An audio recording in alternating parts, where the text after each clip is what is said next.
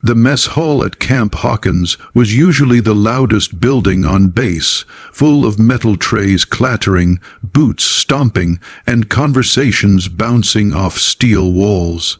It was the one place where rank briefly dissolved, where Marines, soldiers, SEALs, and airmen all lined up shoulder to shoulder, fueled by caffeine, protein, and exhaustion. But that morning, something felt different. There was a subtle tension in the air, something unspoken, something electric. The clock struck 0700 as the doors slid open, and soldiers streamed inside in lines, grabbing breakfast and finding seats among the long military tables. Conversations were low and tired, complaints about cold weather, tough drills, and another inspection they weren't ready for. But at the far right corner of the hall, one soldier remained noticeably alone. She sat with her back perfectly straight, boots aligned as though she were still in formation. Her uniform was pressed, sharp, and almost too clean for someone stationed on a base known for its mud and chaos. Her short brown hair was neatly tucked behind her ears, her jawline set with a kind of stillness that didn't match her young-looking face. Most assumed she was new, maybe a transfer, maybe a quiet combat medic, or maybe a soldier who preferred silence over the pointless chatter that filled the room. She rarely spoke, barely looked up, and never engaged in conversations. People started calling her Ghost, without ever learning her real name. She didn't mind. Silence was easier. The hall hummed with morning energy until a group of loud Marines enter. Dalpha platoon, notorious for their size, egos, and trouble-making tendencies. At the center of them was Sergeant Mason Briggs, a wall of muscle with a reputation as dangerous as it was inflated. He wasn't evil, but he was reckless, too quick to anger, too quick to fight, too quick to prove something no one asked him to prove. He saw her instantly. Briggs slowed down, narrowing his eyes like a predator spotting something unfamiliar. His boots thudded heavily toward her table, his friends stopping behind him like a pack waiting to see what their leader would do. "Hey," Briggs barked, sliding a tray down on the table in front of her. "You're in my seat." She didn't move, didn't look up, didn't even flinch. Briggs raised an eyebrow. No one ignored him, not in the gym, not in the barracks, and definitely not in the mess hall. "I said," he repeated louder, "you're in my seat." The tables around them went quiet. Even the kitchen staff noticed the shift in tone. A few soldiers turned their heads, sensing that something was about to escalate. The woman calmly continued eating. Her movements were precise, intentional, almost mechanical. She didn't act like she didn't hear him. She acted like his existence didn't concern her in the slightest. Briggs leaned closer, his shadow swallowing the light on her tray. "I'm only gonna say it one more time." He growled, "Move." Slowly, she set down her fork. Her fingers didn't tremble. Her breathing didn't change. When she finally looked up, her eyes were cold. Too cold for someone supposedly new. There was history behind them, depth, stillness. "Find another seat," she said quietly. Her voice wasn't loud, but it carried. And it hit Briggs like a challenge. A few Marines behind him snickered, not because it was funny, because they knew what would come next. Briggs slammed his hand down on the table, cups rattled. A few trays nearby shook. Conversations died instantly. The silence now was thick, fearful.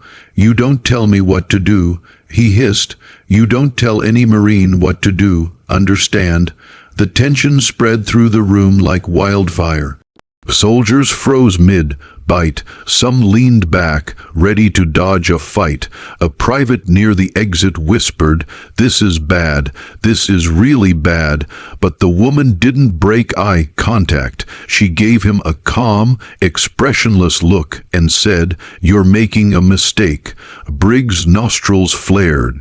He had been waiting, begging. For a moment like this to prove his authority in front of an audience, he stepped even closer, lowering his voice into a dark whisper that only she, and the unlucky few at the next table, could hear. "Say one more word," he threatened, fists clenching, "and you're done. You hear me? You're dead. Say it again. I'll make you die right here." A collective gasp filled the mess hall, but the woman, she remained perfectly still. The calm before a storm no one could yet understand.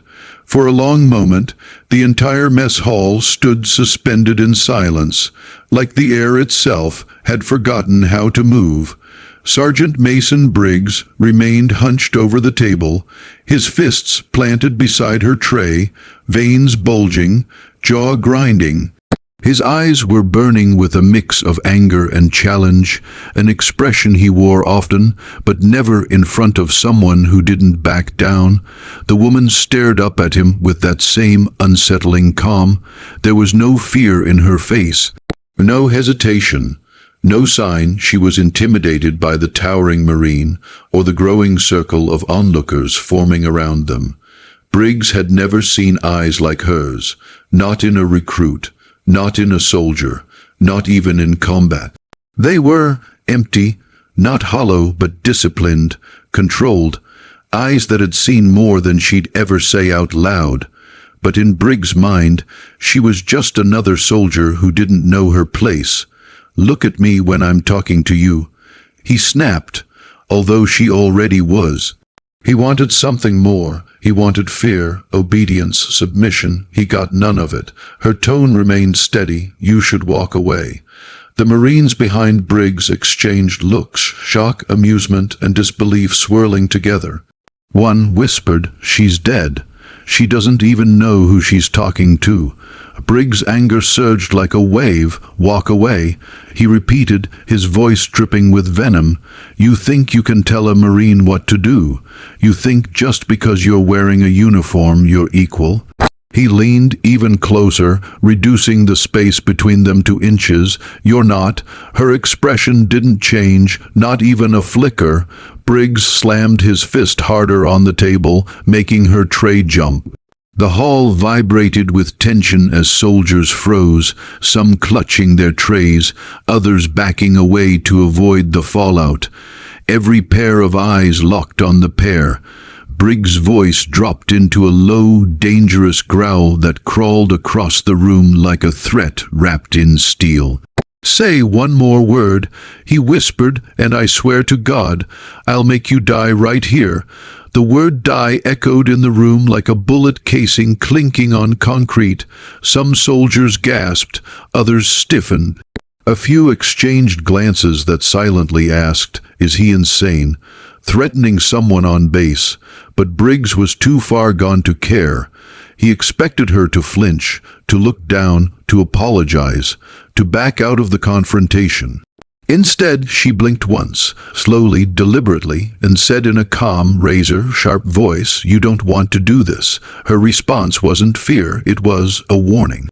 But Briggs was blinded by the adrenaline rushing through his veins, by the need to assert dominance in front of every Marine, Ranger, and soldier watching.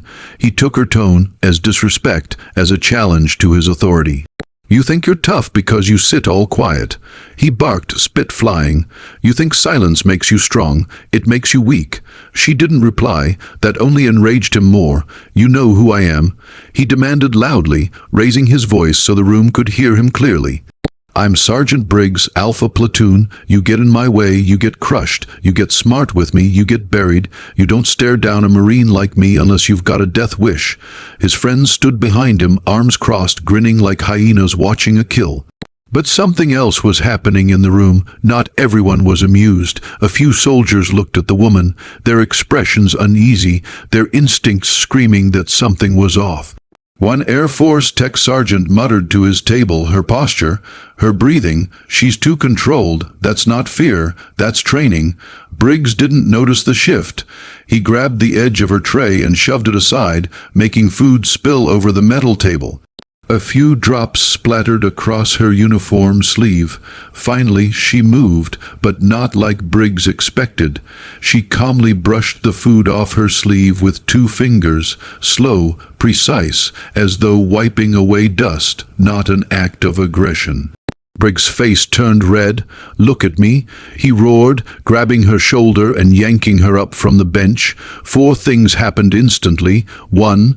Soldiers nearest the table froze in panic. 2.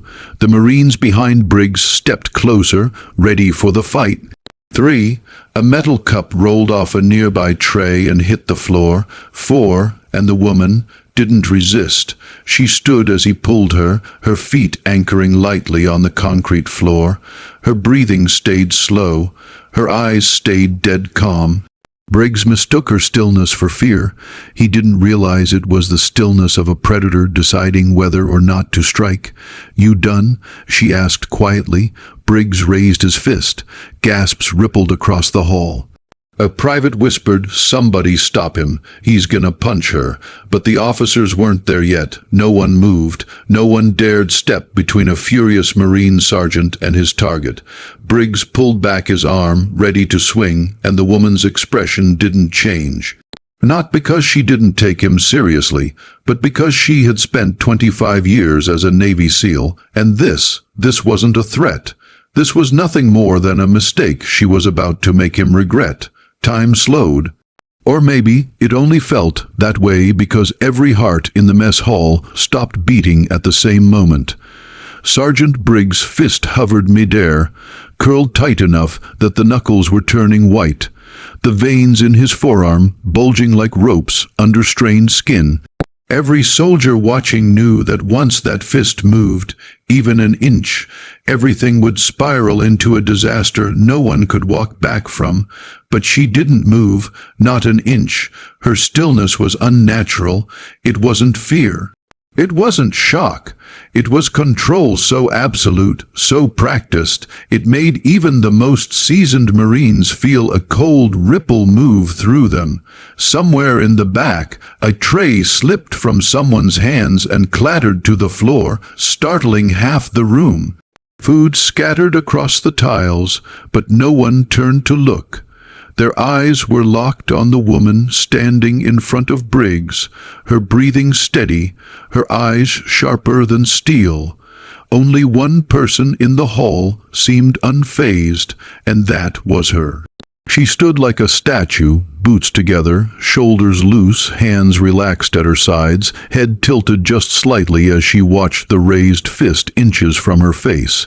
If Briggs had been a smarter man, he would have recognized the warning signs immediately, the unset jaw, the controlled, rhythmic breathing, the perfectly balanced stance, the micro adjustments in posture only elite tier operatives knew how to make. But Briggs saw none of it.